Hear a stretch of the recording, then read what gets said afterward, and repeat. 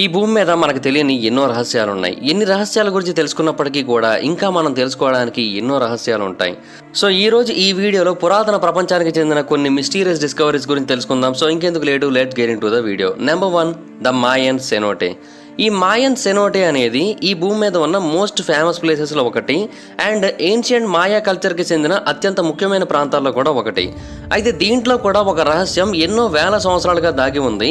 శాస్త్రవేత్తలు దాన్ని రీసెంట్గానే కనుగొన్నారు. అదేంటి అంటే ఒక హిడెన్ సింక్ హోల్. ఈ సింక్ హోల్ ఎక్కడుందో తెలుసా? ఆ ప్రాంతానికి చెందిన వన్ ఆఫ్ ది గ్రేటెస్ట్ డిస్కవరీస్లో ఒకటైన టెంపుల్ ఆఫ్ కుకుల్కాన్ యొక్క కింద భాగంలో ఉంది. ఇది ఆ ప్రాంతంలోని చిచెన్ ఇట్జా అనే ఒక ప్రాంతంలో ఉంది. శాస్త్రవేత్తలు ఈ పిరమిడ్ మీద ఎన్నో సంవత్సరాలుగా, సుమారుగా 150 సంవత్సరాలుగా దాని మీద పరిశోధనలు అయితే చేపడుతున్నారు. అయితే అలా పరిశోధనలు చేస్తున్నప్పుడు వాళ్ళు ఎప్పుడూ కూడా దాని కింద భాగంలో ఒక పెద్ద హోల్ ఉంటుందని ఎక్స్పెక్ట్ చేయలేదు. కానీ అదే నిజానికి జరిగింది. దాని యొక్క కింద భాగంలో ఒక పెద్ద సింక్ హోల్ వంటిది ఉంది. దాన్ని కనుగొన్నప్పుడు శాస్త్రవేత్తలు చాలా ఆశ్చర్యపోయారు, చాలా కంగారు పడ్డారు కూడా. ఎందుకంటే ఒకవేళ ఆ సెనోటే కనుక ఇంకా స్ప్రెడ్ అయినట్టయితే, అంటే ఆ సింక్ హోల్ కనుక ఇంకా స్ప్రెడ్ అయినట్టయితే ఆ టెంపుల్ పిరమిడ్ మొత్తం కొలాప్స్ అయిపోయి కిందకి పడిపోతుంది. సో ముక్కలు ముక్కలు అయిపోతుంది. ఆ సింక్ హోల్ కూడా చాలా పెద్దగా ఉంది, చాలా లోతుగా ఉంది. సో కొంచెం జరిగినా కూడా ఈ పిరమిడ్కి ప్రాబ్లమే. కాకపోతే ఏంటంటే ఇన్నేళ్లుగా ఆ పిరమిడ్ దానికి ఎలాంటి ఎఫెక్ట్ చేయకుండా దాని కింద భాగంలో అలాగే ఉండడం చాలామందిని చాలా ఆశ్చర్యానికి గురి చేస్తోంది. బేసిక్గా దాని పైన ఉన్నది కొన్ని టన్నుల బరువు ఉన్న ఒక స్టోన్ టెంపుల్. దాన్ని అది ఎలా మోస్తోంది అనేది ఎవరికి కూడా ఇప్పటికే అర్థం కావట్లేదు. అండ్ అన్నిటికంటే ఆశ్చర్యకరమైన విషయం ఏంటంటే మాయన్స్ ఆ సింక్ హోల్ పై భాగంలో ఒక టెంపుల్ని ఎలా కట్టారు? శాస్త్రవేత్తలు దీనికే ఇప్పుడు జవాబు కనుక్కోవడానికి అయితే ట్రై చేస్తున్నారు. బేసిక్ ఒక శాస్త్రవేత్త ఉన్నాడు, అతని పేరు ఆండ్రెస్ టెజెరో ఆండ్రేడ్. ఇతను మెక్సికో యొక్క నేషనల్ ఆటోనమస్ యూనివర్సిటీకి చెందిన one of the top professor. అతను ఏమని చెబుతూ వచ్చాడంటే ఆ టెంపుల్ సుమారుగా 1100 సంవత్సరాల క్రితం నిర్మింపబడింది ఆ ప్రాంతంలో. అండ్ అది ఒక న్యాచురల్ క్యావెన్ యొక్క పై భాగంలో నిర్మింపబడింది. అంటే సహజంగా ఏర్పడిన ఒక గుహ యొక్క ఎంట్రన్స్ పై భాగంలో దీన్ని నిర్మించారని అయితే ఆయన తెలియజేశాడు. అండ్ అప్పటి కాలం నాటి వాళ్ళు ఈ టెంపుల్ని ఫెదర్ హెడ్ సర్పెంట్కి డెడికేట్ చేశారని తెలియజేశారు. ఇది మాయాలోని, అంటే అక్కడ కల్చర్లోని ఎక్కువగా పూజింపబడిన దేవత. సో ఆ దేవతకి దీన్నైతే అంకితం ఇవ్వడం జరిగింది. అలా ఎందుకు ఇచ్చారు అంటే ఆ సర్పెంట్ అయిన కులాను పుట్టిందే ఒక గుహలో నమ్ముతూ ఉంటారు. అండ్ అక్కడి నుంచే బయట ప్రపంచంలోకి వచ్చాడని నమ్ముతూ ఉంటారు. అండ్ అది కూడా రావడానికి కారణం ఒక భారీ భూకంపం అని కూడా చెబుతూ ఉంటారు. సో ఇలాగా అక్కడ కథలు మనకు వినిపిస్తూ ఉంటాయి. సో దీనిని బట్టి ఆ దేవుడికి లేదా ఆ దేవతకి డెడికేట్ చేయడం కోసం దీన్ని నిర్మించారు కాబట్టి ఒక గుహ యొక్క పై భాగంలోనే దీన్ని కట్టారని చెబుతూ ఉంటారు. అయితే శాస్త్రవేత్తలు చెబుతున్న మరొక పాయింట్ ఏంటంటే దీని కింద భాగంలో ఉన్న ఈ సెనోట్ ఏదైతే ఉందో అది అండర్ గ్రౌండ్ ప్యాసేజెస్ ద్వారా మెక్సికోలో ఉన్న వేరే సెనోట్స్కి కూడా కనెక్ట్ అవుతుందని, ఎస్పెషల్లీ యుకాటన్ పెనిన్సులాలో ఉన్న కొన్ని సెనోట్స్కి కనెక్ట్ అవుతుందని నమ్ముతూ ఉంటారు. అండ్ ఈ సెనోట్ ఒక ప్రాంతానికి కనెక్ట్ చేయబడింది. దాని పేరు హై ప్రీస్ట్ గ్రేవ్. బేసిక్గా ఇది ఒక గ్రేవ్ శాంక్చురీ అని చాలా మంది నమ్ముతూ ఉంటారు. ఒకప్పటి కాలంలో ఎవరైతే పెద్ద పెద్ద వాళ్ళు ఉంటారో వాళ్ళందరినీ కూడా అక్కడికి తీసుకొని వచ్చి సమాధి చేసేవారని చాలా మంది నమ్ముతూ ఉంటారు. మరి దీన్ని దానికి ఎందుకు కనెక్ట్ చేశారు, అసలు నిజంగా కనెక్ట్ చేశారా లేదా అనే దానికైతే మాత్రం శాస్త్రవేత్తల దగ్గర ఎగ్జాక్ట్గా ఆన్సర్ అయితే లేదు. బట్ డెఫినెట్గా దీని మీద ఇంకా చాలా పరిశోధనలు అయితే చేయాల్సి ఉంటుంది. అప్పుడు మాత్రమే దీనికి వేరే వాటికి ఉన్న కనెక్షన్ ఏంటో తెలిసే అవకాశం ఉంది. కొంతమంది శాస్త్రవేత్తలు దీని చుట్టుపక్కల ప్రాంతాల్లో ఉన్న వేరే టామ్స్ని కూడా పరిశీలిస్తున్నారు. అక్కడి నుంచి కూడా ఇక్కడికి ఏమైనా కనెక్షన్స్ ఉన్నాయని తెలుసుకోవడానికి. అయితే దీనిని మనం లోపల భాగానికి కేవలం ఆ సెనోట్ ద్వారా మాత్రమే యాక్సెస్ చేయగలం. బట్ అలా యాక్సెస్ చేయడానికి దానికి ఎగ్జిట్ ఎక్కడుంది, ఎంట్రన్స్ ఎక్కడుంది మనకు తెలియదు. దాని పై భాగంలో ఈ టెంపుల్ ఉంది. సో మనం పైనుంచి వెళదామంటే కుదరదు. ఒకటి పైనుంచి వెళ్ళాలంటే ఈ టెంపుల్ని కంప్లీట్గా డిస్మాంటిల్ చేయాలి ఆర్ డిసెంబుల్ చేయాల్సి ఉంటుంది. అలా చేసే అవకాశాలు అయితే ఇప్పుడు దరిదాపుల్లో కూడా లేవు. కాబట్టి దీని గురించి శాస్త్రవేత్తలు పూర్తి స్థాయిలో పరిశోధనలు చేయలేకపోతున్నారు. బట్ ఏదో ఒక రోజు దీనికి సంబంధించిన రహస్యం వీడితో అతనే ఎక్స్పెక్ట్ అయితే చేద్దాం మనం అందరం కూడా. హాయ్ ఫ్రెండ్స్, మీరు ఎప్పుడైనా సరే 5,000 రూపాయల ప్రోడక్ట్ 250 రూపాయలకి రావడానికి గమనించారా? లేదు కదా. కానీ అమెజాన్, ఫ్లిప్కార్ట్ లాంటి కంపెనీస్ ఏం చేస్తూ ఉంటాయంటే కొన్ని గోల్డెన్ హవర్స్ టైంలో మెగా డీల్స్ ఇస్తూ ఉంటాయి. ఆ డీల్స్ టైంలో ఒక్కొక్క ప్రోడక్ట్ మీద 90% నుంచి 95% వరకు డిస్కౌంట్ అయితే ఉంటుంది. అయితే ఈ డీల్స్ కోసం మీరు కాన్స్టెంట్గా ఆ యాప్స్ చెక్ చేస్తూ ఉండలేదు కదా. కానీ మీకోసం నేను వాటన్నిటిని కూడా కాన్స్టెంట్గా చెక్ చేస్తూ ఉంటాను. అండ్ దాంట్లో ఎప్పుడు ఏ డీల్ పెట్టినా కూడా ఇమీడియట్గా మీకు ఆ ప్రోడక్ట్ని అయితే షేర్ చేస్తాను. మీరు ఇమీడియట్గా ఆ ప్రోడక్ట్ని పర్చేస్ చేయొచ్చు దాని నుంచే. అండ్ అంతేకాదు కొన్ని ఎక్స్ట్రాడినరీ ప్రొడక్ట్స్ ఉంటాయి, వాటిని మీరు బయట ఎక్కడ కూడా చూడరు. వాటి గురించి కూడా నేను మీకు షేర్ చేస్తాను. మీరు సింపుల్గా చేయాల్సింది ఒకటే, కింద డిస్క్రిప్షన్లో మన టెలిగ్రామ్ ఛానల్ లింక్, మన వాట్సాప్ ఛానల్ లింక్, మన ఇన్స్టా బ్రాడ్కాస్ట్ ఛానల్ లింక్ ఉంటాయి. వీటిలో మీరు ఏ యాప్ ఎక్కువగా వాడతారో ఆ యాప్కి సంబంధించిన లింక్ మీద క్లిక్ చేసి ఆ యాప్లో ఉన్న మన ఛానల్ని ఫాలో అవ్వండి. దాంట్లో రెగ్యులర్గా చాలా ప్రొడక్ట్స్ అయితే మీకు అప్డేట్ అవుతూ ఉంటాయి. అండ్ ఆ ప్రొడక్ట్స్లో మీకు ఏది నచ్చినట్టయితే దాన్ని మీరు కొనుగోలు చేయొచ్చు వెంటనే. సో డిస్క్రిప్షన్లో లింక్స్ ఉన్నాయి, వెంటనే ఫాలో అవ్వండి. Number 2, ancient Korean sacrifices. బేసిక్గా సౌత్ కొరియాలో రీసెంట్గా కొంతమంది ఆర్కియాలజిస్టులు హ్యూమన్ సాక్రిఫైసెస్కి సంబంధించిన ఒక ప్రూఫ్ను కనుగొన్నారు. బేసిక్గా ఇలాంటి వాటిని మనం చాలా కల్చర్స్లో చూస్తాం. మాయన్ సివిలైజేషన్లో, ఆస్టెక్ సివిలైజేషన్లో, ఇన్కా సివిలైజేషన్లో, తర్వాత ఇండస్ వ్యాలీ సివిలైజేషన్లో, ఇండియాలో వేరు ప్రాంతాల్లో మనం చూస్తూ ఉంటాం ఈ టైప్ ఆఫ్ నరబలుల కాన్సెప్ట్ని. కానీ ఈ కాన్సెప్ట్ కొరియాలో కూడా జరిగింది అంటే చాలామందికి చాలా ఆశ్చర్యాన్ని కలిగించింది. అండ్ అది కూడా సుమారుగా 1500 సంవత్సరాల క్రితమే జరిగిందంటే ఇంకా ఆశ్చర్యకరమైన విషయం కదా. కానీ అది వాస్తవం. కొంతమందిని ఒక కన్స్ట్రక్షన్ ప్రాజెక్ట్ జరుగుతున్న చోట చంపేసి అంటే బలిచ్చి అక్కడ సమాధి చేయడం జరిగింది. ఈ విషయాన్ని ఆ ప్రాంతానికి చెందిన కల్చరల్ హెరిటేజ్ అడ్మినిస్ట్రేషన్ వాళ్ళే అఫీషియల్గా అనౌన్స్ చేశారు ఈ డిస్కవరీ గురించి. వాళ్ళు చెప్పింది ఏంటంటే సౌత్ కొరియాకి చెందిన శాస్త్రవేత్తలకి 2 అస్థిపంజరాలు కనబడ్డాయి. అండ్ వాళ్ళకి కనబడింది కూడా 5వ శతాబ్దానికి చెందిన వోల్సాంగ్ ప్యాలెస్ యొక్క వాల్స్లో కనబడ్డాయి. బేసిక్గా ఈ ప్యాలెస్ అనేది చాలా అంటే చాలా పురాతనమైనది. ఇది సౌత్ కొరియాలోని సిటీ ఆఫ్ జియాంగ్జూ అనే ఒక సిటీలో మనకు కనబడుతూ ఉంటుంది. ఇది ఒకప్పుడు శిలా కింగ్డమ్ యొక్క క్యాపిటల్. సో ఒకానొక టైంలో ఈ నగరానికి కానీ ఈ కట్టడానికి కానీ చాలా ప్రాముఖ్యత అయితే ఉంది. సో కొరియన్స్ని ఒకానొక టైంలో 3 వేరు ఎంపైర్స్ రూల్ చేస్తున్న టైంలో కట్టబడిన నిర్మాణం ఇది. అండ్ ఈ కొరియన్స్కి సంబంధించిన ఏన్షియంట్ స్టోరీస్ అన్నీ కూడా నిజమని చెప్పడానికి దొరికిన ఏకైక ఆర్కియలాజికల్ ఎవిడెన్స్ ఇది. బేసిక్గా ఎన్నో శతాబ్దాలుగా కొరియన్ ఫోల్క్లోర్లో ఈ హ్యూమన్ సాక్రిఫైసెస్ గురించి మెన్షన్ చేశారు. ఏదైనా ఒక పెద్ద నిర్మాణం చేపడుతున్నప్పుడు, అంటే అది బిల్డింగ్ కానీ, లేదంటే డ్యామ్ కానీ, లేదంటే ప్యాలెస్ కానీ, లేదంటే కమ్యూనల్ స్ట్రక్చర్ కానీ, ఇలాంటివి ఏమైనా కడుతున్న టైంలో, చాలా పెద్దగా నిర్మాణాలు చేపడుతున్న టైంలో ఎవరో ఒకరిని చంపేసేవారు. అండ్ వాళ్ళ శరీరాన్ని ఆ ఫౌండేషన్స్లో మిక్స్ చేసేవారు. అలా మిక్స్ చేసి వాళ్ళ శరీరంతో పాటుగా పునాది వేసేవారు. అలా వేస్తేనే ఆ నిర్మాణాలు చెక్కు చెదరకుండా ఉంటాయి, ఎక్కువ కాలం పాటు దృఢంగా ఉంటాయి, వాటి నిర్మాణాల్లో ఎలాంటి సమస్యలు రావు, ఇలాంటివన్నీ నమ్ముతూ ఉంటారనమాట. బేసిక్గా శాస్త్రవేత్తలకు రీసెంట్గానే దీనికి సంబంధించిన మొట్టమొదటి ప్రూఫ్ అయితే కనబడింది. బట్ ఇలా చేయాల్సిన అవసరం ఏముంది అంటే అది డెఫినెట్గా ఒకప్పటి కాలంలో వాళ్ళ కల్చర్ అంతే. అండ్ ఇంకొకటి ఏంటంటే ఆ స్కెలిటన్స్ విషయంలో ఎలాంటి రెసిస్టెన్స్ కూడా కనబడట్లేదంట. అంటే ఫర్ ఎగ్జాంపుల్ ఎవరినైనా బలవంతంగా చంపుతున్నట్టయితే మనకు ఆ రెసిస్టెన్స్ కనబడుతుంది. కానీ ఇక్కడ అలా ఏం లేదంట. సో వాళ్ళు కావాలనే ఎయిదర్ వాళ్ళ ప్రాణాలను బలిస్తున్నారు, లేదు అంటే వాళ్ళు అన్కాన్షియస్ స్టేట్లో ఉన్నప్పుడు వాళ్ళని చంపేయడం జరిగింది, ఆర్ లేదంటే బ్రతికుండగానే వాళ్ళని తీసుకొని వచ్చి ఇక్కడ గోడల్లో సమాధి చేశారు, అది కూడా వాళ్ళు ఇష్టపూర్వకంగానే, లేదంటే బయట ఎక్కడో చనిపోయిన తర్వాత ఇక్కడ తీసుకొని వచ్చి సమాధి చేశారు. బట్ ఎక్కడా కూడా అవతల వాళ్ళకి ఇష్టం లేకుండా అయితే జరగలేదు. ఇది శాస్త్రవేత్తలు చెబుతున్న పాయింట్. సో ఒకప్పటి కాలంలో 1500 సంవత్సరాల క్రితమే అక్కడ ఇలా జరిగింది.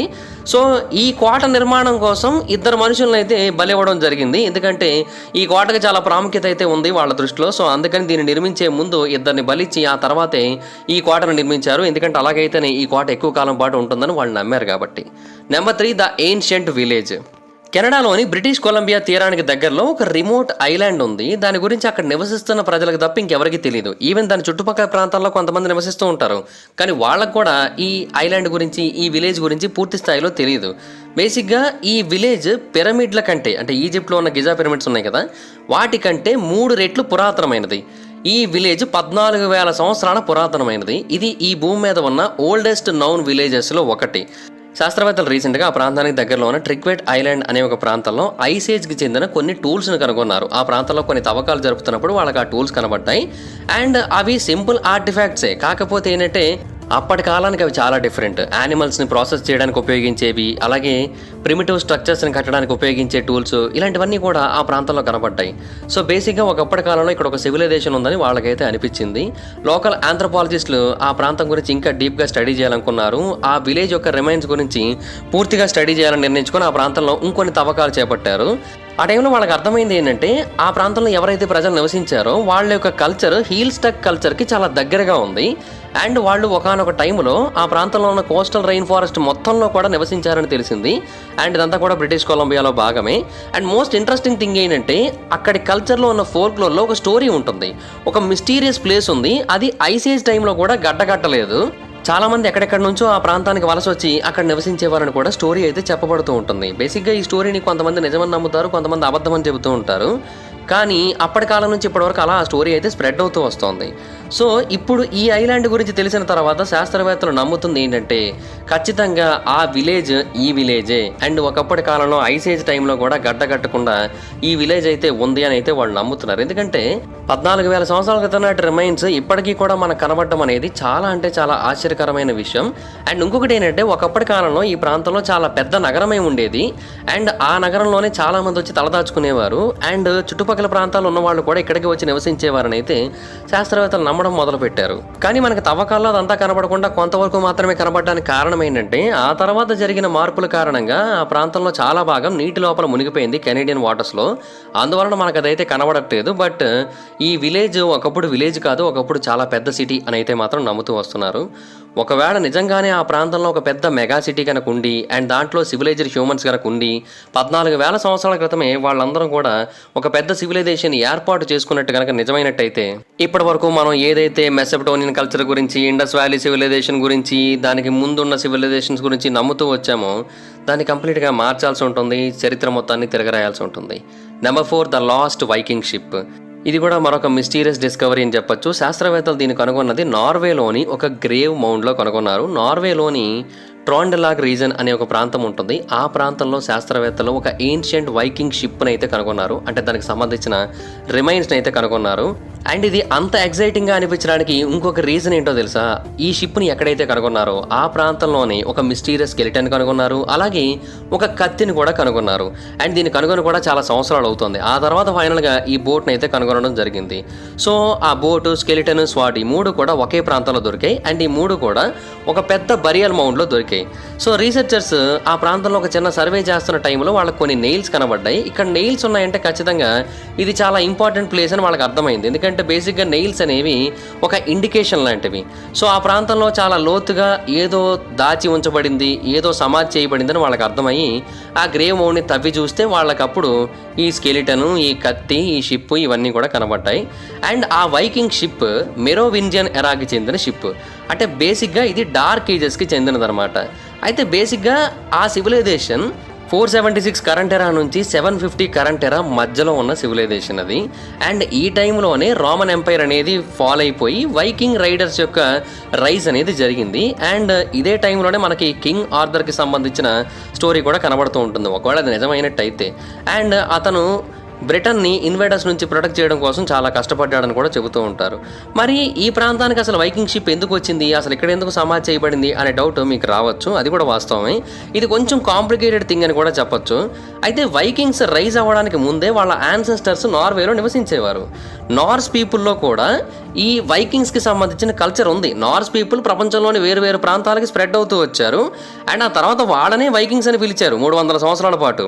కాకపోతే దానికి ముందు వాళ్ళని వైకింగ్స్ అని పిలిచేవారు కాదు, కానీ వాళ్ళ కల్చర్ సేమ్ ఉండేది. అంటే ఇప్పుడు మనం వైకింగ్స్ కల్చర్ కింద ఏదైతే ఉంటుందని టీవీ షోస్లో చూస్తూ ఉంటామో అదే కల్చర్ వాళ్ళకు కూడా ఉండేది, కానీ వైకింగ్స్ అని పిలిచేవారు కాదు. వాళ్ళకి నార్స్ గాడ్స్ ఉండేవాళ్ళు, వాళ్ళ యొక్క బిలీఫ్స్ నార్స్ బిలీఫ్స్గా ఉండేవి, కానీ అవి 95% వరకు వైకింగ్స్కి దగ్గరగా ఉండేవి.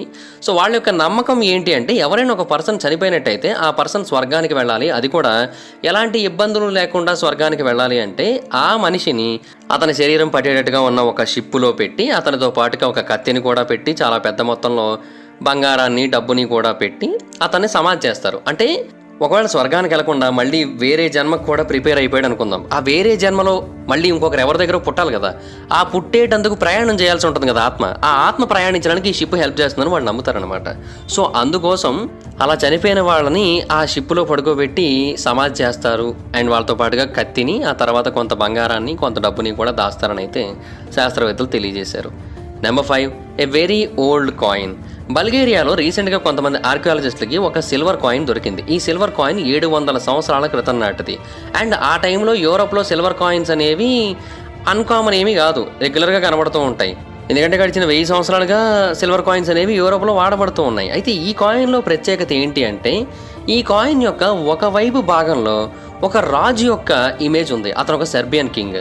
ఆర్కియాలజిస్టులు చెబుతున్న ప్రకారం ఆ సెర్బియన్ కింగ్ పేరు స్టీఫన్ యూరోస్ చూ మిలిచిన్. ఈ పర్సన్ ఒకప్పుడు సెర్బియాలో చాలా ముఖ్యమైన రాజుగా ఉండేవాడు. ఇతను మధ్యయుగానికి చెందిన పర్సన్. ఇతను సెర్బియా ప్రాంతాన్ని 1282 నుంచి 1321 సంవత్సరం మధ్యలో పరిపాలించడం జరిగింది. సెర్బియన్ సామ్రాజ్యం చాలా అంటే చాలా పెద్దగా ఎక్స్పాండ్ అవ్వడానికి ఇతను కూడా one of the major reason. And యూరోప్లోని సౌత్ ఈస్ట్ భాగంలో ఎక్కువగా స్ప్రెడ్ చేశాడు. ఎస్పెషల్లీ టర్కీ వరకు సెర్బియన్ ఎంపైర్ని ఇతనే స్ప్రెడ్ చేశాడు. అతనికి 5 భార్యలు ఉన్నారు. అఫ్కోర్స్ మంచి కామాంధుడిగా పేరున్నప్పటికీ కూడా అతనికి విపరీతమైన దైవభక్తుడిగా కూడా పేరుంది. అతను జీసస్ని చాలా ఎక్కువగా పూజించేవాడు. ఇన్ఫ్యాక్ట్ ఇప్పటికీ కూడా అతనికి సంబంధించిన ఎన్నో రిలిక్స్ మనకి సోఫియాలో ఉన్న సెయింట్ నెడలియా చర్చ్లో కనబడుతూ ఉంటాయి. ఎందుకంటే అతను జీసస్ని ఒకప్పుడు చాలా ఎక్కువగా పూజించేవాడు కాబట్టి. అయితే ఇక్కడ జీసస్ గురించి ఎందుకు కాన్సెప్ట్ వచ్చింది అంటే, ఆ కాయిన్కి ఒకవైపు ఈ సెర్బియన్ కింగ్ యొక్క ఇమేజ్ ఉంటే రెండో వైపు జీసస్ క్రైస్ట్ యొక్క ఇమేజ్ ఉంది. అతనేమో సెర్బియన్ కింగ్, కాయిన్ దొరికిందేమో బల్గేరియాలో. జూలియన్ బేకర్ అనే ఒక పర్సన్ ఆక్స్ఫర్డ్ యూనివర్సిటీలో Ashmolean museum of art and archaeology డిపార్ట్మెంట్లో ప్రొఫెసర్గా పనిచేస్తున్నాడు. ఆయన ఏమని చెబుతూ వచ్చాడంటే, దీని డిజైన్ బట్టి మనకు అర్థమవుతుంది ఏంటంటే, వెనిస్లో ఒకనొక టైంలో కొన్ని కాయిన్స్ ఉండేవి 12వ శతాబ్దం టైంలో. ఆ కాయిన్స్ సేమ్ ఇదే డిజైన్ని కలిగి ఉండేవి. అండ్ ఆ తర్వాత అవి మెల్లిమెల్లిగా ఇటలీకి వచ్చాయి. అండ్ ఆ తర్వాత ఇటలీలో ఉన్న కొన్ని కాయిన్స్ మీద జీసస్ని చైర్ మీద కూర్చున్నట్టు లేదంటే కిరీటం మీద కూర్చున్నట్టు చూపించేవారు. బట్ అదంత పాపులర్ ఇమేజ్ అయితే కాదు. బట్ అది సెర్బియా వరకు ఎలా రీచ్ అయింది అండ్ బల్గేరియా వరకు ఎలా రీచ్ అయింది అనేది అర్థం కావట్లేదని చెబుతున్నాడు. కొంతమంది చెబుతుంది ఏంటంటే, బైజాంటైన్ ఎంపైర్ వాళ్ళు ఇవన్నీ కూడా గమనించి ఆ టైప్ ఆఫ్ కాయిన్స్ని వాళ్ళు ప్రింట్ చేయడం స్టార్ట్ చేశారు. సో వాళ్ళని చూసి సెర్బియన్ కింగ్స్ రాయల్ ట్రెజరీలో ఇలాంటి కాయిన్స్ని క్రియేట్ చేశారని చెబుతూ వచ్చారు. అలాంటి కాయిన్స్ కొన్ని వేల వరకు ఉండేవి, కానీ వాటిల్లో చాలా అరుదుగా మాత్రమే ఆ కాయిన్స్ మిగిలి ఉన్నాయి. వాటిలో ఒకటి దొరకడం అనేది చాలా పెద్ద విషయం అని అయితే చెబుతున్నారు. Number 6, ancient and modern cities aren't so different. బేసిక్గా ఇప్పుడు మన సివిలైజేషన్ కంప్లీట్ డిఫరెంట్. ఒకప్పటి కాలం నాటి ఏన్షియంట్ సిటీస్ లాగా మన సిటీస్ ఉండవు. అండ్ ఒకప్పటి కాలం నాటి ల్యాండ్స్కేప్స్ కంప్లీట్గా డిఫరెంట్. ఇప్పుడు మోడర్న్ సిటీస్ అన్నీ కూడా చాలా డిఫరెంట్గా కనబడతాయి ఒకప్పటితో కంపేర్ చేస్తే. అండ్ ఇన్ఫ్యాక్ట్ అప్పటి కాలంలో కట్టినట్టుగా చాలా నిర్మాణాలను ఇప్పుడు మనం కట్టలేము కూడా. అప్పటి కాలంలో కట్టినట్టుగా పిరమిడ్లు కట్టలేము, అప్పటి కాలంలో కట్టినట్టుగా టెంపుల్స్ని ఇప్పుడు కట్టలేము. సో అప్పటి కాలంలో చేసినట్టుగా ఇప్పుడు చేయలేము, ఇప్పటి కాలంలో ఉన్నట్టుగా ఒకప్పటి కాలంలో కూడా జరగలేదు. అయితే మనం ఒకప్పటి కాలం గురించి ఏమని నమ్ముతూ వచ్చామంటే, మహా అయితే ఇలాంటి భారీ భారీ కట్టడాలు కట్టేవారు తప్ప జనరల్గా నివసించే చోట్ల మాత్రం వాళ్ళు చాలా నార్మల్గా, చాలా వరస్ట్గా, చాలా తక్కువ స్థాయిలోనే ఉండేవారు తప్ప వాళ్ళు ఏ రోజు కూడా గొప్ప స్థాయిలో నివసించలేదని అయితే చాలామంది అభిప్రాయపడుతూ ఉంటారు. ఈవెన్ చాలామంది శాస్త్రవేత్తలు కూడా ఇదే విషయాన్ని నమ్ముతారు. కానీ రీసెంట్గా చేసిన కొన్ని స్టడీస్లో తెలిసిన విషయం ఏంటంటే, మోడర్న్ సిటీస్ ఎలాగైతే పనిచేస్తాయో సేమ్ సిమిలర్గా ఓల్డ్ సిటీస్ కూడా పనిచేసేవి, ఏన్షియంట్ సిటీస్ కూడా పనిచేసేవని శాస్త్రవేత్తలు తెలియజేశారు. శాంటాఫే ఇన్స్టిట్యూట్కి చెందిన కొంతమంది శాస్త్రవేత్తలు యూనివర్సిటీ ఆఫ్ కొలరాడోకి చెందిన కొంతమంది స్టూడెంట్స్తో కలిసి ఈ విషయం మీద పరిశోధన చేశారు. అండ్ ఈ పరిశోధనలో వాళ్ళకి అర్థమైన విషయం ఏంటంటే, మోడర్న్ సిటీస్లో ఎలాగైతే పాపులేషన్ గ్రోత్ను బట్టి డెవలప్మెంట్ అనేది జరుగుతూ వచ్చిందో, ఏన్షియంట్ సిటీస్లో కూడా అలాగే పాపులేషన్ని బట్టి డెవలప్మెంట్ అనేది జరుగుతూ వచ్చింది. మోడర్న్ సిటీస్లో ఎలాగైతే అర్బన్ ఇన్ఫ్రాస్ట్రక్చర్ జరుగుతూ వచ్చిందో, ఏన్షియంట్ సిటీస్లో కూడా అలాగే అర్బన్ డెవలప్మెంట్ జరుగుతూ వచ్చింది. చాలామంది శాస్త్రవేత్తలు ఏమని నమ్ముతూ వచ్చారు, ఒకప్పటి కాలంలో మనుషులు జనాభా పెరిగినప్పటికీ కూడా వాళ్ళకి ఏవైతే గూడ్స్ అందుబాటులోకి వచ్చేవో అవి లిమిటెడ్గానే ఉండేవని నమ్ముతూ వచ్చారు. కానీ ఈ స్టడీలో తేలింది ఏంటంటే, ఇప్పుడు ప్రజెంట్ సిచ్యువేషన్లో మనుషులు ఒక ఏరియాలో ఒక 1000 కాలనీస్ ఉంటున్నాయి అనుకుందాం. ఆ 1000 కాలనీస్ వాళ్ళకి కూడా టీలు కాఫీలు తాగాలి కాబట్టి వాళ్ళలో ప్రతి ఒక్కరికి కూడా ఒక పాల ప్యాకెట్ అవసరం. సో అందుకని మనం ఏం చేస్తాం, ఆ ఏరియాకి 1000 పాల ప్యాకెట్లు సప్లై చేస్తాం. సో ఇది బేసిక్గా ఇప్పుడు జరుగుతుంది. అయితే ఒకప్పటి కాలంలో కూడా ఇలాగే జరిగేదని శాస్త్రవేత్తలు తెలియజేశారు. సో ఒకప్పటి కాలంలో జనాభా పెరుగుతూ ఉంటే దానికి తగ్గట్టుగా రెగ్యులర్గా క్యాలిక్యులేషన్స్ చేసుకొని పర్ఫెక్ట్గా మ్యాథ్స్ని ఉపయోగించుకొని ప్రిడిక్షన్స్ని పర్ఫెక్ట్గా తీసుకొని అర్బన్ స్కేలింగ్ని చాలా జాగ్రత్తగా మెయింటైన్ చేస్తూ ఒకప్పటి కాలంలో కూడా ఎలాంటి లోట్లు లేకుండా వాళ్ళు నివసించేవారని శాస్త్రవేత్తలు తెలియజేశారు. 2000 సంవత్సరాల క్రితం నాడే బేసిక్గా మనుషులు ఇన్ని రకాల అద్భుతమైన క్యాలిక్యులేషన్స్తో బ్రతికారు అంటే నిజంగా చాలా అంటే చాలా పెద్ద విషయం. అండ్ ఇప్పటి కాలంలో కూడా మనం చాలా మిస్టేక్స్ చేస్తూ ఉంటాం, ఆ క్యాలిక్యులేషన్స్ విషయంలో తప్పులు అవుతూ ఉంటాయి. బట్ ఒకప్పటి కాలం నాటి ప్రజలు మాత్రం ఈ క్యాలిక్యులేషన్స్ విషయంలో అసలు ఏమాత్రం తప్పులు దొరకకుండా చూసుకునేవారు. చాలా అంటే చాలా జాగ్రత్తగా క్యాపిటలిజంని, ఇండస్ట్రియలైజేషన్ని కూడా మెయింటైన్ చేసేవారు. అండ్ అవన్నీ కూడా చాలా భారీ స్థాయిలో కూడా ఇంప్రూవ్ చేసుకుంటూ వచ్చేవారు. సో మనం ఏవైతే ఏన్షియంట్ సిటీస్ గురించి, ఏన్షియంట్ కల్చర్స్ గురించి, ఏన్షియంట్ సివిలైజేషన్స్ గురించి, ఏన్షియంట్ సెటిల్మెంట్స్ గురించి నమ్ముతూ వచ్చాము ఇప్పటి వరకు, అదంతా కూడా కంప్లీట్గా అబద్ధం అని అయితే శాస్త్రవేత్తలు నమ్ముతున్నారు.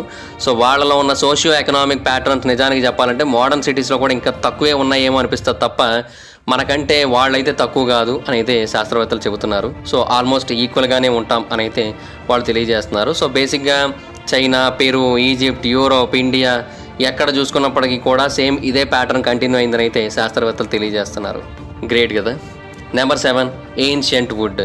బేసిక్గా బ్రిటన్లో దొరికిన ఈ ఏన్షియంట్ వుడ్ గురించి ఇప్పుడు నేను మీకు చెబుతూ ఉంటే మీకు కొంచెం బోరింగ్గా అనిపిస్తూ ఉండొచ్చు. ఏముంది, ఒక చెక్క గురించి తెలుసుకోవడానికి ఏముంటుందని మీకు అనిపిస్తూ ఉండొచ్చు. జస్ట్ అదొక టింబర్ వుడ్ పీస్ అంతే కదా అని అనిపిస్తూ ఉంటుంది. ఇది 3 అడుగుల పొడవు ఉంటుంది అంతే. బట్ ఇది నిజంగా అలాంటిది కాదు, బోరింగ్ పీస్ అయితే అసలు కాదు. చాలా అంటే చాలా ఇంట్రెస్టింగ్ ఉంటుంది. దాని గురించి మనం తెలుసుకున్నట్టయితే దీన్ని బెర్క్షైర్లోని ఒక వర్క్షాప్లో కొంతమంది తవ్వకాలు జరుపుతున్న టైంలో కనుగొనడం జరిగింది. అండ్ బేసిక్గా ఆ ప్రాంతంలో చాలా రకాల వుడ్స్ అయితే దొరికాయి. అండ్ అన్నిట్లాగే దీన్ని కూడా చూసి మొదట కాల్ చేద్దాం అనుకున్నారు. కానీ ఆ ప్రాంతానికి చెందిన డెరెక్ ఫాసెట్ అనే పర్సన్ దీన్ని చాలా క్లోజ్గా అబ్జర్వ్ చేసినప్పుడు ఇదేదో చాలా ప్రత్యేకమైందని అతనికి అనిపించింది.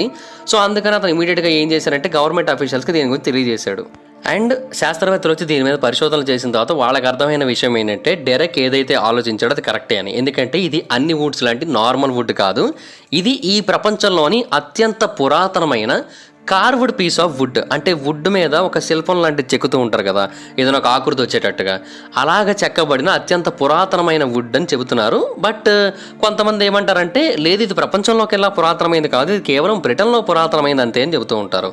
ఎందుకంటే ఇది 6000 సంవత్సరాల క్రితం నాటిది అని శాస్త్రవేత్తలు తెలియజేశారు. అండ్ ఇది మెసోలిథిక్ ఎరా టైంలో చెక్కబడింది అని తెలియజేస్తూ వచ్చారు. అంటే స్టోన్ హెంజ్ నిర్మాణానికంటే సుమారుగా 2000 సంవత్సరాలకి ముందే దీన్ని అయితే చెక్కడం జరిగింది. అండ్ ఇంకొకటి ఏంటంటే రోమన్స్ కానీ లేదంటే మోడర్న్ సివిలైజేషన్ కానీ బ్రిటన్లోకి అడుగు పెట్టడానికి 4500 సంవత్సరాలకి ముందే దీన్ని చెక్కడం జరిగిందని కూడా శాస్త్రవేత్తలు కన్ఫ్యూజ్ చేశారు. డెరెక్ ఒక రిటైర్డ్ సర్జన్. సో బేసిక్గా అతనికి చాలా ఇన్ఫర్మేషన్ తెలుసు. సో అందుకని అతను దీని గురించి కొంచెం డౌట్ పడ్డాడు. అండ్ ఇన్ఫ్యాక్ట్ అదే నిజమైంది కూడా. అయితే ఇది డైరెక్ట్ ల్యాండ్లో దొరికినప్పటికీ కూడా డైరెక్ట్ దాన్ని క్లెయిమ్ చేసుకోలేడు. ఎందుకంటే తెలిసిందే కదా, అక్కడ గవర్నమెంట్ రూల్స్ అన్నీ కూడా అలాగే ఉంటాయి. అయితే ఆ వుడ్ మీద కొన్ని డెకరేషన్స్ కనబడ్డాయి. అండ్ ఈ డెకరేషన్స్ చూసి కొంతమంది నియోలిథిక్ పాటరీ టెక్నాలజీ వీటిలో ఉపయోగించారని నమ్ముతూ వచ్చారు. అంటే ఉరల్ మౌంటైన్స్కి దగ్గరలో కూడా 12500 సంవత్సరాల క్రితం నాటి ఒక ఓల్డ్ స్కల్ప్చర్ని శాస్త్రవేత్తలు కనుగొన్నారు. అండ్ దాంట్లో ఎలాంటి టెక్నాలజీ అయితే కనబడిందో సేమ్ అదే కైండ్ ఆఫ్ టెక్నాలజీ ఇక్కడ కూడా కనబడింది. ఈ ఉరల్ మౌంటైన్స్ అనేవి రష్యాలో ఉంటాయి. సో ఇలాగా ఈ వుడెన్ పీసెస్ అన్నింటినీ కూడా ప్రపంచంలో వేరు వేరు ప్రాంతాల్లో ఎన్నో వేల సంవత్సరాల క్రితమే చెక్కుంచారు. మరి అప్పటి కాలంలో ఈ సొసైటీ మొత్తం కేవలం వుడ్నే ఎందుకు వాడారు అనే దానికి కూడా శాస్త్రవేత్తల దగ్గర జవాబు అయితే లేదు. దాని గురించి కూడా ఇంకా కనుక్కోవడానికి అయితే ట్రై చేస్తున్నారు ప్రస్తుతానికి శాస్త్రవేత్తలు. Number 8, ROMs day of blood. Ancient Romans చేసుకున్న వన్ ఆఫ్ ది వీడెస్ట్ సెలబ్రేషన్స్లో ఇది కూడా ఒకటని చెప్పొచ్చు. బేసిక్గా దీని పేరు డయస్ శాంగ్యునిస్. కాకపోతే మనం ఆ పేరుతో పలకలేం కాబట్టి డే ఆఫ్ బ్లడ్ అనే పేరుతో మనం అయితే పిలుచుకుంటూ ఉంటాం. ప్రతి ఏడాది కూడా మార్చి 24వ తారీఖున అక్కడ ఒక దేవత ఉంటుంది. ఆ దేవత రక్తానికి బాగా పేరు ప్రసిద్ధి చెందింది. అంటే ఆ దేవతకి వైలెన్స్ అన్నా లేదంటే బాగా హింసాత్మకంగా ఉండే యుద్ధాలన్నా కూడా బాగా ఇష్టం. ఆ దేవత పేరు బెలోనా. ఆ దేవతకి అంకితం ఇస్తూ ఆ సెలబ్రేషన్ అయితే చేసుకునేవారు. అండ్ బేసిక్గా ఈ రక్త తర్పణం అనేది చాలా అంటే చాలా భయంకరంగా కూడా ఉంటుంది. అంటే దీంట్లో భాగంగా ఆబ్వియస్లీ యానిమల్స్ని బలిస్తారు. అండ్ యానిమల్స్ని బలిచ్చేటప్పుడు కూడా మ్యాక్సిమం బుల్స్ని ఎక్కువగా వాడుతూ ఉంటారు. అయితే అది కూడా చాలా డిఫరెంట్గా ఉంటుంది. ఆ రోమన్ పీపుల్ అందరూ కూడా ఒక చోట గ్యాదర్ అవుతారు. అంటే ఆ టెంపుల్ ఆఫ్ గాడెస్ దగ్గరికి చేరుకుంటారు. అండ్ అక్కడ ఒక ప్రీస్ట్ ఉంటాడు. ఆ ప్రీస్ట్ చాలా రకాల రిచువల్స్ అన్నీ చేస్తూ ఉంటాడు. అండ్ ఫైనల్గా జంతువులను అయితే బలిస్తారు. ఇలా ఎందుకు చేస్తారు అనే దానికి ఎవరి దగ్గర కూడా ఎగ్జాక్ట్ ఆన్సర్ అయితే లేదు. అంటే జంతువుల్ని బలివ్వడం అనేది ఇప్పటికి మన దగ్గర కూడా జరుగుతూ ఉంటుంది. కోళ్ళని మేకల్ని బలిస్తూ ఉంటారు. కాకపోతే ఏంటంటే అక్కడ చాలా భారీ స్థాయిలో బలిస్తారు. ఇప్పుడు ఎవరైనా మహా అయితే పండక్కి ఒక కోడినో లేదంటే ఒక మేకనో బలిస్తారు మహా అయితే. కానీ అక్కడ కాదు, కొన్ని వందల వేల బుల్స్ని బలిచ్చేవారంట. అలా ఎందుకు చేసేవారనేది ఎవరికీ అర్థం కాలే. కానీ డెఫినెట్గా రోమ్లో జరిగిన వన్ ఆఫ్ ది ఓల్డెస్ట్ ఫెస్టివల్స్లో ఇది కూడా ఒకటి అని అయితే చాలా అంటే చాలా క్లియర్గా చెప్పొచ్చు. అండ్ దీనికి సంబంధించిన one of the most popular theories ఏంటి అంటే ఆ ప్రాంత ప్రజలు పంటలు పండిస్తారు కదా. అయితే అలా పంటలు పండిస్తున్నప్పుడు ఆ పంటలన్నీ కూడా సక్రమంగా పండాలి, ఎలాంటి నష్టాలు రాకూడదు అన్న ఉద్దేశంతో ఇలా బలిస్తూ ఉంటారని అయితే కొంతమంది చెబుతూ ఉంటారు. అండ్ మరికొంతమంది ఏమంటారంటే బేసిక్గా చాలామంది చాలా రకాల తప్పులు చేస్తారు. ప్రతి ఒక్కరూ తప్పులు చేస్తారు. అండ్ ఒక్కరు చేసిన తప్పుకి తెగ మొత్తం బలవుతుంది అని వాళ్ళలో ఒక నమ్మకం ఉంది.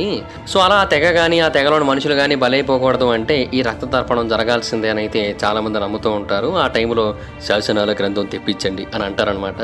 అన్న తర్వాత ఆటోమేటిక్గా జంతువులన్నింటినీ కూడా బలివ్వడం జరుగుతుంది. అయితే ఇంకొంతమంది నమ్మేది ఏంటంటే ఆ ప్రాంతంలో చాలామంది ఆ ప్రాంతాన్ని వాళ్ళ ఆధీనంలో తీసుకోవడానికి వీళ్ళ మీద యుద్ధానికి వచ్చేవారు.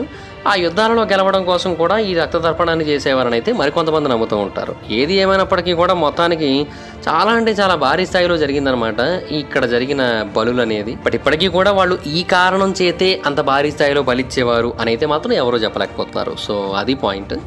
So that's it guys. ఇవి చూశారు కదా ఏన్షియంట్ వరల్డ్కి చెందిన 8 మిస్టీరియస్ డిస్కవరీస్. వీటిలో మీకు ఏది చాలా ఇంట్రెస్టింగ్ అనిపించిందో కింద కామెంట్ సెక్షన్లో తెలియజేయండి. ఈ వీడియో కనుక మీకు నచ్చినట్టయితే లైక్ చేయండి, వీడియో షేర్ చేయండి. ఇప్పటివరకు ఎవరైనా మన ఛానల్ని సబ్స్క్రైబ్ చేసుకోకపోతే ఇప్పుడే సబ్స్క్రైబ్ చేసుకోండి. పక్కనే మన బెల్ ఐకాన్ క్లిక్ చేసి ఆన్లో పెట్టుకోండి. నా ఫర్దర్ వీడియోస్ మిస్ అవ్వకుండా చూడొచ్చు. చాలా మంది చూస్తున్నారు కానీ సబ్స్క్రైబ్ చేసుకోవట్లే. So please try to subscribe click the bell icon also. నా ఇన్స్టాగ్రామ్ ఐడి జబర్దస్త్ మహీధర్. మీరు అక్కడ కూడా వచ్చి నన్ను ఫాలో అవ్వచ్చు. ఏదైనా ఒక టాపిక్ గురించి మీరు నన్ను వీడియో చేయమని అడగాలనుకుంటే నన్ను ఇన్స్టాగ్రామ్లో ఫాలో అయ్యి నాకు మెసేజ్ చేయండి. నేను దాని గురించి వీడియో చేయడానికి ట్రై చేస్తాను. Thank you so much guys. Bye bye. Meet next video. Bye bye. Hi friends, మీరు ఎప్పుడైనా సరే 5,000 రూపాయల ప్రొడక్ట్ 250 రూపాయలకి రావడానికి గమనించారా? లేదు కదా. కానీ అమెజాన్, ఫ్లిప్కార్ట్ లాంటి కంపెనీస్ ఏం చేస్తూ ఉంటాయంటే కొన్ని గోల్డెన్ హవర్స్ టైంలో మెగా డీల్స్ ఇస్తూ ఉంటాయి.